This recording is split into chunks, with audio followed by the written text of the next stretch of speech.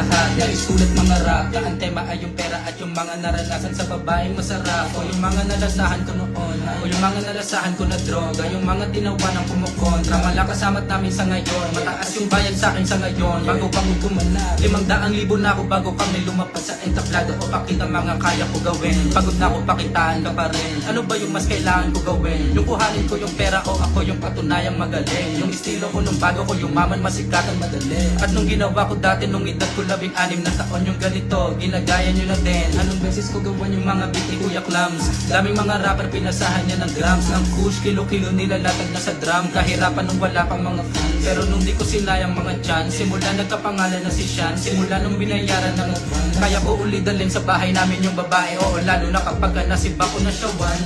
Dati nung hindi pa ako sikat, kaya madami lang makilala ko si Glock. Kahit anong entablado matapakan ko wasak. Galing kami sa kalsadang puro tulak ng bato at marijuana. Araw-araw yung mga nakakasama. Hirap maniwala, ngeto na ako, nasa akin na yung pera at alahas sa leeg ko mabigat. Na mainit sa mata ng kawatan na bago ako isahan ay maliligo siya sa bala. Kahit mag-isa ako walang kasama, bago sa akin makalapit uunahan na kita ha. Di katulad dati na binabaliwala nila kung di na pwede ay yung tatanga-tanga ha. Simula nung makilala ako sa amin ay hindi ko mabitawan yung barel at marijuana.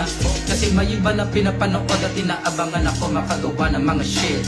Di ako magtataka kung taniman ako, ikalat na magtutulak ako ng mga weed ng coke. Pukinangin ng industriya to, ginawa ko lang yung musika ko. Pero dahil lang hindi ko pinayagang mahugtog din ako.